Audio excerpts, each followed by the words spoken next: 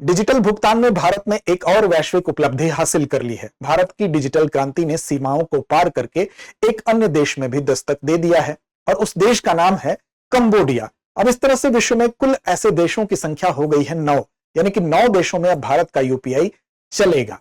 तो इस तरह से भारत की यूपीआई की जो सुविधा है अब कंबोडिया में भी उसका लाभ उठाते हुए यहां के नागरिक वहां पर भुगतान कर पाएंगे। तो हम कह सकते हैं कि इस सुविधा के माध्यम से दोनों ही देशों के बीच में जो आर्थिक संबंध है वो बेहतर होंगे, व्यापारिक गतिविधियों में और उछाल देखा जाएगा और पर्यटन को कहीं ना कहीं बढ़ावा मिलेगा। तो चलिए जरा विस्तार से इस खबर पर डालते हैं नजर। खबर हमारी यही है कि 9 देशों में अब पहुंच गया भारत का यूपीआई। इससे पहले कि हम विस्तार से बात करें, आपके लिए एक महत्वपूर्ण सूचना है कि अगर आप तैयारी कर रहे हैं यूपी पीसीएस की और प्रीलिम्स आपके तैयारी में बाधा बन रही है, वो अब नहीं बनेगी, क्योंकि हम आपके लिए लेकर आए हैं यूपी पीसीएस प्रीलिम्स का UP PCS prelims live online course, जो कि हिंदी और इंग्लिश दोनों में उपलब्ध है। तो इस कोर्स से संबंधित किसी भी जानकारी के लिए, विस्तार से जानने के लिए आप कॉल करिए 8750187501 पर। डिस्क्रिप्शन में आपको एक लिंक भी मिलेगा, उस लिंक के माध्यम से भी आप इस छूट का लाभ उठा सकते हैं। मन में किसी भी तरह की दुविधा हो तो आप इस पर कॉल करिए। इसके अलावा आप दृष्टि लर्निंग ऐप को डाउनलोड कर लीजिए, उसके माध्यम से भी इस कोर्स के विषय में आप सारी जानकारी हासिल कर सकते हैं। तो खबर क्या है?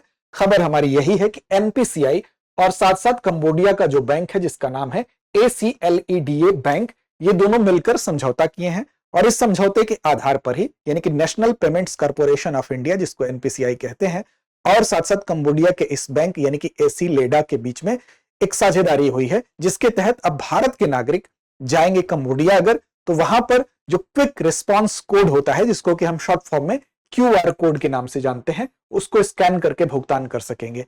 यानी कि रियल टाइम भुगतान प्रणाली का लाभ उठा सकेंगे, 24/7 भुगतान कर सकेंगे और इस तरह से भारत का जो यूनिफाइड पेमेंट इंटरफेस है, यानी कि जो यूपीआई है, उसके वैश्विक विस्तार की तरफ हम देख रहे हैं कि अब ये 9 देशों तक पहुंच चुका है।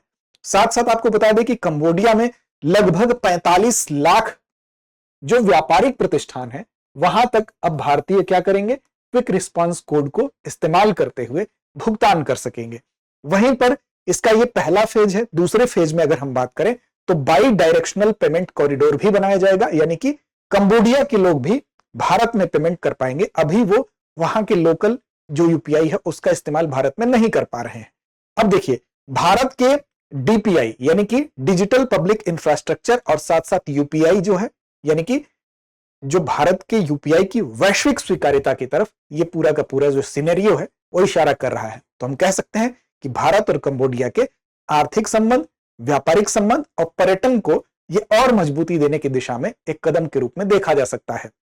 अब इसमें समझौता किसके किसके बीच हुआ है? तो एनपीसीआई के बीच हुआ है और ACLEDA के बीच में हुआ है, जो कि कंबोडिया का है। तो जरा सा नजर डालना जरूरी है एनपीसीआई के बारे में। अब देखिए, भारत में अगर एनपीसीआई की बात की जाती है तो ये भारत का राष्ट्रीय भुगतान निगम इसको कहते हैं, यानी कि national payment corporation of India इसको कहा जाता है।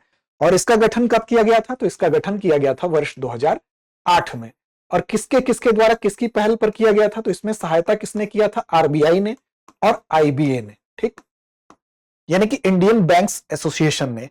अब आरबीआई और इंडियन बैंक्स एसोसिएशन ने मिलकर वर्ष 2008 में भारतीय राष्ट्रीय भुगतान निगम की स्थापना की थी। और इसका उद्देश्य क्या था कि सुरक्षित पेमेंट और सेटलमेंट सिस्टम को डेवलप किया जाए, साथ साथ जो डिजिटल भुगतान प्रणाली है उसकी दिशा में उसको और विस्तार दिया जाए। और इसके सहायता से हम कह सकते हैं कि जब एनपीसीआई आया तो डिजिटल भुगतान प्रणाली में हमको क्रांतिकारी बदलाव भी दिखाई दिए। विभिन्न भुगतान प्रणालियां इसके द्वारा शुरू की गई, जैसे कि आप जानते होंगे कि इसके द्वारा ही आप देखेंगे तो आगे चलकर आपको आईएमपीएस दिखाई देगा, ठीक है। 2008 में ये आया और आईएमपीएस आपका कब आया? तो आईएमपीएस वर्ष 2010 में आया। अब आईएमपीएस का ही उन्नत संस्करण हम कह सकते हैं कि यूपीआई है, ठीक, जो कि आगे चलकर वर्ष 2016 में आया, ठीक। तो इसमें काफी जो पेमेंट की प्रणालियां हैं, जैसे आरटीजीएस की भी बात होती है, आरटीजीएस वर्ष 2004 में था। इससे पहले की जो प्रणाली थी वो 2004 में थी, आरटीजीएस, जिसको कि हम जानते हैं रियल टाइम ग्रॉस सेटलमेंट के नाम से। फिर जब एनपीसीआई की स्थापना हो गई तो उसके बाद आईएमपीएस आया। आईएमपीएस थोड़ा और उससे एडवांस था, यानी कि इंटरमीडिएट पेमेंट सर्विस जिसको कहते हैं।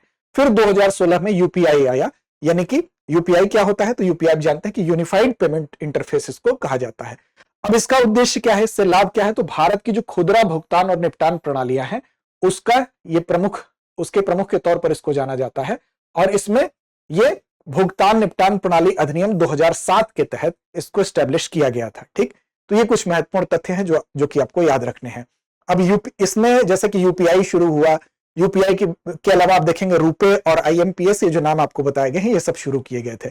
और basically payment and settlement system act 2007, जो कि यहां पर दिख रहा है आपको, भुगतान और निपटान प्रणाली अधिनियम 2007 के तहत ही इसकी स्थापना हुई थी, यानी कि 2008 में इसका गठन किया गया इसी एक्ट के तहत। अब इसके गठन में 10 प्रमुख बैंकों ने सहयोग भी किया था। ठीक, तो 10 जो बैंक्स हैं उनका नाम भी आप एक बार सरसरी निगाह में देख लीजिए कि 10 बैंक जिन्होंने सहयोग किया उसमें कौन कौन से बैंक थे। तो उसमें एसबीआई था, उसमें पीएनबी था, उसमें कैनरा बैंक था, इसके अलावा इसमें बैंक ऑफ बड़ौदा था, यूनियन बैंक ऑफ इंडिया था, बैंक ऑफ इंडिया था। ठीक, इसके अलावा आईसीआईसीआई बैंक था, एचडीएफसी बैंक था, सिटी बैंक एनए था और एचएसबीसी था। तो ये 10 प्रमुख बैंक थे जिन्होंने इसकी स्थापना में सहयोग किया था। ठीक, अब बात आती है कि एनपीसीआई यानी national payments corporation of India की पहल ही है यूपीआई। तो थोड़ी सी चर्चा यूपीआई की भी जरूरी है। यूपीआई को आप देख सकते हैं कि एनपीसीआई ने ही कब शुरू किया, कब लॉन्च किया, तो वर्ष 2016 में यूपीआई को लॉन्च किया गया था। और रियल टाइम भुगतान प्रणाली ये होती है, यानी कि 24/7 जिस वक्त आप पेमेंट करते हैं उसी टाइम ये जिसको पेमेंट करते हैं उस तक पहुंच जाती है। और आईएमपीएस का इसको उन्नत संस्करण माना जाता है। इसमें 2 तरीके से होता है, P2P यानी पीयर टू पीयर यानी व्यक्ति से व्यक्ति को पेमेंट भी होता है, और P2M यानी कि पीयर मर्चेंट भी होता है। तो 2 तरीके से होता है, P2P यानी पर्सन टू पर्सन भी भुगतान होता है और पर्सन टू मर्चेंट भी भुगतान इसमें किया जाता है। तो ये इसके विषय में आप याद रखेंगे। और साथ साथ आईएमएफ और वर्ल्ड बैंक यानी कि दोनों ही के द्वारा इसको सराहा गया है, यानी कि वैश्विक सराहना भी इसको मिली है। अब क्यों मिली है, तो अगर आप देखेंगे तो वर्तमान में इसका विस्तार कई देशों में हो चुका है। उन देशों का नाम भी एक नजर में आप जरा सा ध्यान रखेंगे। तो अगर वर्तमान में देखें आप, तो एक तो सिंगापुर में था, सिंगापुर के बाद आप देखेंगे यूएई में था। ठीक, यूएई के बाद आप देखेंगे भूटान में था, भूटान के अलावा ये नेपाल में था। ठीक, नेपाल के बाद किस में था, श्रीलंका में था, श्रीलंका के अलावा कहां था, फ्रांस में था। ठीक, फ्रांस के अलावा था ये मॉरिशस में और कतर में। यानी कि पहले कितने देशों में था, तो 1 2 3 4 5 6 7 8 देशों में था। तो 8 देशों में पहले था और अभी एक देश और इसमें ऐड हो गया। कौन ऐड हुआ है, तो कंबोडिया ऐड हो गया है। तो इस तरह से अब देशों की संख्या कितनी हो गई, 9 हो गई। तो 9 देशों में यूपीआई अब चल रहा है। तो इसका मतलब भारत की, हम कह सकते हैं कि जो डिजिटली भारत ने दस्तक दिया है, तो डिजिटल पब्लिक इंफ्रास्ट्रक्चर जो है भारत का, उसका विस्तार हुआ है। और साथ साथ यहां पर देखिए यूपीआई की अगर हम बात करें तो केवल जनवरी 2026 का अगर आंकड़ा देखा जाए तो जनवरी 2026 में आप देखेंगे कि 21.70 बिलियन क्या हुआ, लेन देन किया गया इसके माध्यम से, यूपीआई के माध्यम से, जो कि खुदरा डिजिटल लेन देन का लगभग 81% है। तो खुदरा डिजिटल लेन देन का 81% कवर किया जनवरी 2026 में यूपीआई ने। और वैश्विक रियल टाइम लेन देन में भारत की हिस्सेदारी की अगर बात की जाए तो वो बढ़कर 49% हो गई है। ठीक, तो ये अपने आप में यूपीआई के महत्व को दर्शाते हुए आंकड़े हैं। तो फिलहाल आपको यही याद रखना है कि एक अन्य देश अब उस लिस्ट में शामिल हो गया है जहां पर भारत की यूपीआई ने दस्तक दे दी है, और उसका नाम है कंबोडिया। तो ठीक है, आगे चलिए, अब चलते हैं अभ्यास प्रश्न पर, और इसकी जिम्मेदारी हमेशा की तरह होगी आपके ऊपर। इसका जवाब दीजिए कमेंट बॉक्स में। निम्नलिखित में से किस देश में वर्तमान में यूपीआई यानी कि यूनिफाइड पेमेंट इंटरफेस की सुविधा उपलब्ध नहीं है, सिंगापुर, फ्रांस, कंबोडिया, जापान। तो इसका सही जवाब, उम्मीद ही नहीं कि विश्वास है कि आप सही देंगे, कमेंट बॉक्स में इसका जवाब दीजिए। साथ ही साथ चैनल को सब्सक्राइब नहीं किया तो कर लीजिए। आपको बता दें कि सुबह 9 बजे हम लाइव प्रोग्राम लेकर आते हैं, target UPPCS daily current affairs with MCQ नाम से, जो कि डेली के न्यूज़पेपर के एनालिसिस के आधार पर करंट अफेयर्स की महत्वपूर्ण खबरें होती हैं। इस प्रोग्राम के माध्यम से आप जब एग्जामिनेशन टाइम तक जाते जाते आपके करंट अफेयर्स की तैयारी इस कदर हो जाएगी कि आपको उस समय एग्जामिनेशन हॉल का दबाव समाप्त हो जाएगा। तो उस प्रोग्राम से ज्यादा लोग जुड़ने की कोशिश करिए, लड़ते रहिए, अपने लक्ष्य की ओर बढ़ते रहिए। अब एग्जाम की तैयारी को और बेहतर करने के लिए हमारे चैनल को लाइक, शेयर और सब्सक्राइब करना ना भूलें।